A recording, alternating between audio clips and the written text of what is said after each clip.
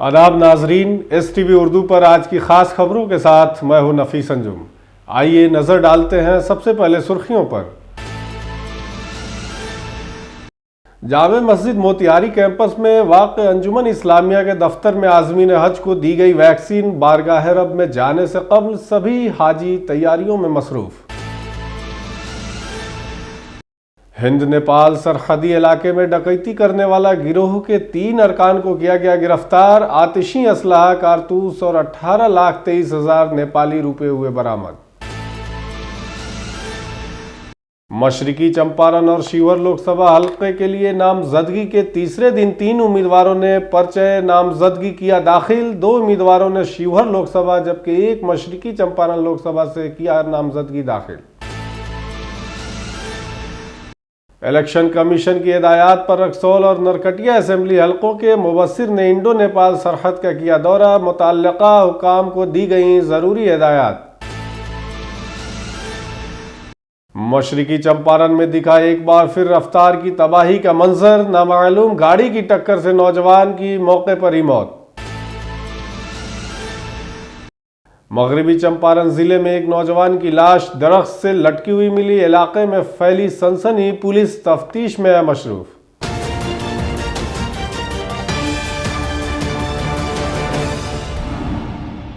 हर साल की तरह हुकूमत हिंद की हिदायत के मुताबिक इस साल भी हाजियों को हज पर जाने से कबल हुकूमत बिहार के महकमा सेहत की जानिब से वैक्सीनेशन मुहिम की शुरुआत की गई। इस सिलसिले में आज जामा मस्जिद मोतिहारी के कैंपस में वाक़े अंजुमन इस्लामिया के दफ्तर में खुसूसी तैयारियां की गई थीं, जहां जिले के तमाम आज़मीन हज ने पहुंचकर टीका लगवाया।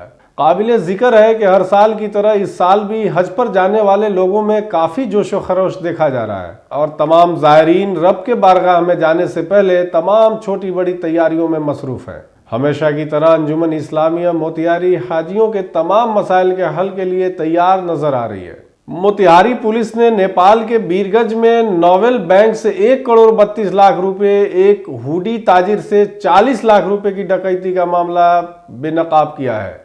डकैती में मौलवी से खातून समेत 3 डकैत को गिरफ्तार करके बैंक से लूटी गई 18,23,200 और डकैती में इस्तेमाल होने वाले सामान भी बरामद किया गया है। मोतिहारी SP कांतेश मिश्रा ने बताया कि 4 दिन पहले नेपाल के बीरगंज के ब्रह्मा चौक पर वाक़े नोवेल बैंक में 1 करोड़ रुपए की डकैती हुई थी, जिसके बाद एक हुडी ताजिर से 40 लाख रुपए लूट लिए गए थे। इसके बाद परसा जिले नेपाल के SP ने राब्ता किया। SP ने बताया कि पकड़ी दयाल के SDPO सुबोध कुमार, सिकरहना SDPO अशोक कुमार और रक्सौल के SDPO धीरेन्द्र कुमार की क़यादत में अलग अलग टीमें तश्कील की गईं और छापे मारने की हिदायत दी गई। इस दौरान झरोखर थाना इलाके में छापा मारकर 2 अफराद को गिरफ्तार किया गया, जिनसे 17,28,200 रुपए की रकम बरामद कर ली गई है। पूछताछ के दौरान उसने खातून के बारे में मालूमात दी। इसी दौरान दरपा इलाके के 3 कोनी में छापा मारी किया गया और सीता देवी को गिरफ्तार कर लिया गया, जिनके पास से 95,000 रुपए बरामद हुए। वहीं SP ने कहा कि झरोखर से गिरफ्तार मिंटू कुमार और अर्जुन कुमार ने चिरैया और ढाके में चोरी की वारदातों में मुलविस होने का एतराफ़ किया है। बीरगंज स्थित ब्रह्म चौक के समीप नोबेल बैंक में लूट हुई थी और उसके जो अपराधी हैं वो यहाँ पैसे छुपाए हुए हैं। तो इस सूचना के उपरांत 3 अलग अलग टीमें हमारे काम कर रही थी। DSP पकड़ी दयाल श्री सुबोध कुमार, DSP सिकरहना अशोक कुमार और DSP रक्सौल श्री धीरेन्द्र कुमार। तो 3 टीमें लगातार काम कर रही थी DIO के सहयोग से और इन लोगों ने काफ़ी कुशलतापूर्वक 3 संलिप्त जो लोग हैं उनको गिरफ्तार किया है। मंटू कुमार झरोखर, अर्जुन कुमार झरोखर और इसमें सहयोगी हैं इनकी दरपा थाना की सविता देवी। और सख्ती से पूछताछ के उपरांत पहले जो टीम ने 17,28,200 रुपये के साथ 2 अपराधियों को गिरफ्तार किया था और फिर उसके बाद फिर और पूछताछ में 95,000 अन्य रुपये बरामद हुए। कुल मिला के 18,23,200 रुपये नेपाली जो लूटा हुआ था वो बरामद हुआ है। बीरगंज में नोबेल बैंक है, उससे ये हुआ था। इसके अतिरिक्त पूछताछ में और एक और बात प्रकाश में आ गई है कि हुंडी का पैसा भी इन्होंने 40 लाख के आसपास एक अन्य व्यवसायी से लूटा था। तो इस संबंध में हम लोग वहाँ के पुलिस को हम लोग संपर्क करके बता रहे हैं। इसके अलावा एक देसी कट्टा, 2 कारतूस, सोने की एक अंगूठी जिसमें कि इन्होंने इसी पैसे का इस्तेमाल खरीदा था।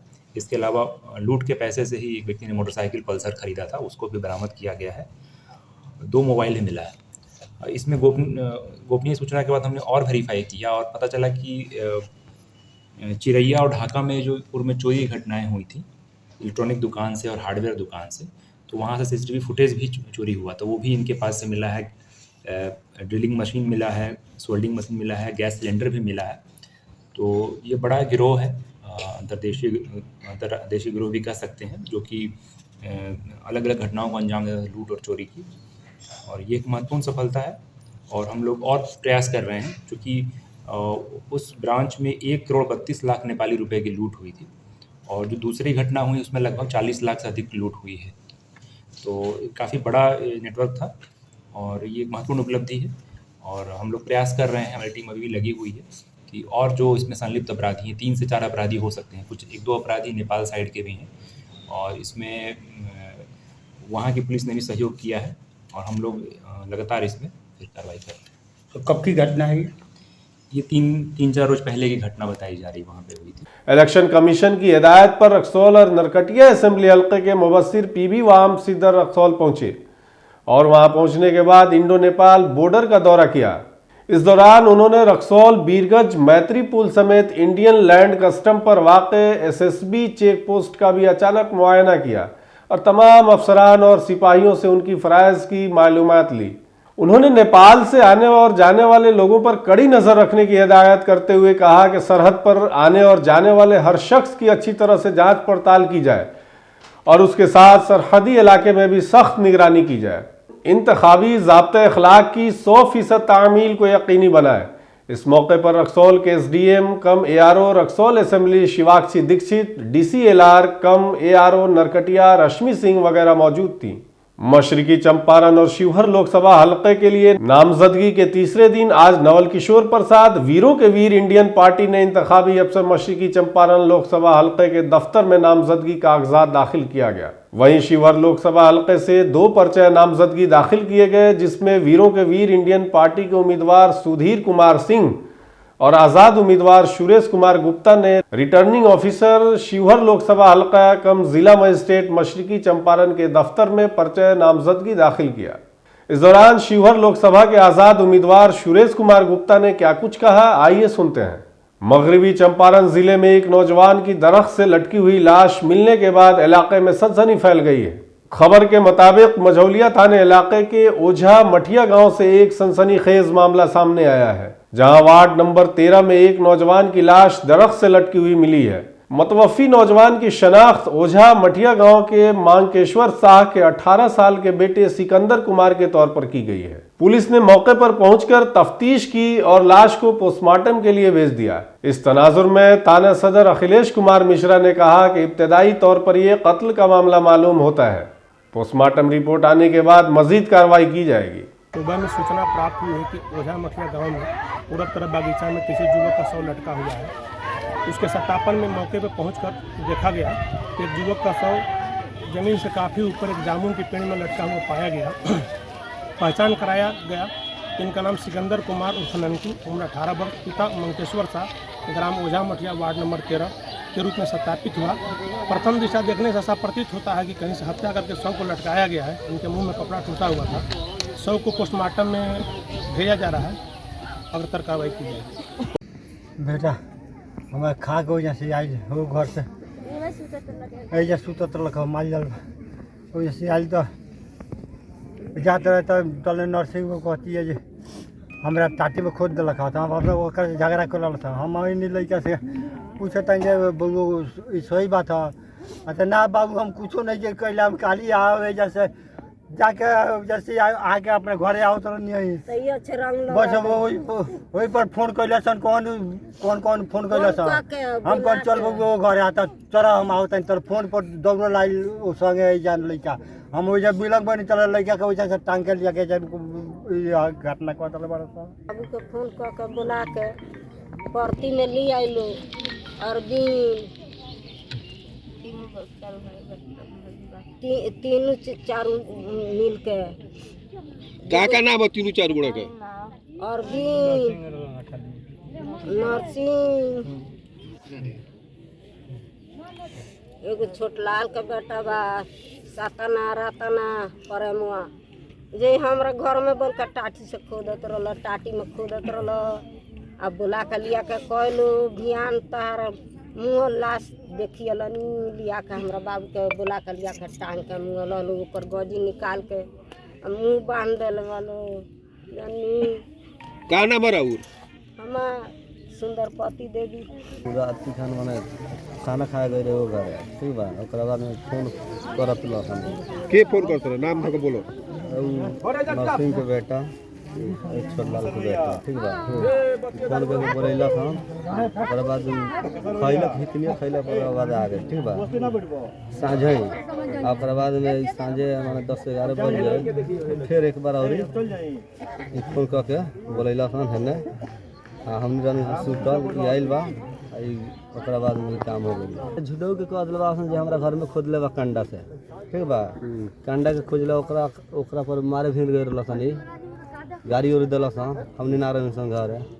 तो ओकरा बाद में अकेले रही, ओकरा पर मारे भीड़ रहलसन। ओकरा बाद में 10-11 बजे रात के ही दूसरा गोरा से ओकरा ई फोन कैले बा और दूसरा गोरा के फोन करे लगा। एक संग घुमत रह ठीक बा। फोन करा के लिया के काम कर दिया। मोतिहारी में नामालूम गाड़ी की जद में आकर एक नौजवान की मौके पर ही मौत हो गई। इत्तला के बाद गांव वालों की बड़ी भीड़ मौके पर जमा हो गई और सड़क ब्लॉक करके एहतजाज शुरू कर दिया। ये वाक़या जिले के फिनहरा थाना इलाके के खान पिपरा चिकनी के करीब पेश आया है। इत्तला पर पहुंची फिनहरा police station in charge Sushma Kumari ने गांव वालों को समझाया और लाश को पोस्टमार्टम के लिए भेज दिया। मुतवफ़्फ़ी की शनाख्त 19 साला धीरज कुमार वल्द बैजू सानी साखिन खान पिपरा के तौर पर की गई है। वाक़ये के हवाले से मुतवफ़्फ़ी धीरज के दादा ने बताया कि वह सुबह शौच के लिए गया था। उसी के दौरान नामालूम गाड़ी ने उसे टक्कर मार दी, जिससे वह मौके पर ही जाँ बहक हो गया। इसने बताया कि वो बाहर रहकर मजदूरी करता था, कज़न की शादी में शिरकत के लिए आया हुआ था। वाक़ये के बाद घर वालों का रो रो के बुरा हाल है। इस सिलसिले में फिनहरा थाना इंचार्ज सुषमा कुमारी ने बताया कि नामालूम गाड़ी की जद में आकर एक नौजवान की मौत हो गई है। लवाहिकीन ने कुछ देर तक सड़क ब्लॉक कर रखी थी। सबको समझाने के बाद अब जाम खत्म करा दिया गया है। लाश को पोस्टमार्टम के लिए भेज दिया गया है। अहले खाना की जानिब से दरखास्त मौसूल होने के बाद इसमें मजीद कार्रवाई की जाएगी। उनके कर्मचारी भी आए हैं, उनका जो कार्य वो खुद कर रहे हैं। मेरा जो कार्य विधि व्यवस्था को विरोध नहीं करे, इसमें आप लोगों का सहयोग अपेक्षित करते हैं। अच्छा ये बताइए कब तक मिल जाएगा कुछ उम्मीद है? इसके बारे में तो आए हैं हमारे सीईओ कर्मचारी, वो बता सकते हैं। जी बोलिए। अंचल में जाके आप आवेदन दे दीजिए, उसका प्रस्ताव आगे हम लोग बढ़ा देंगे।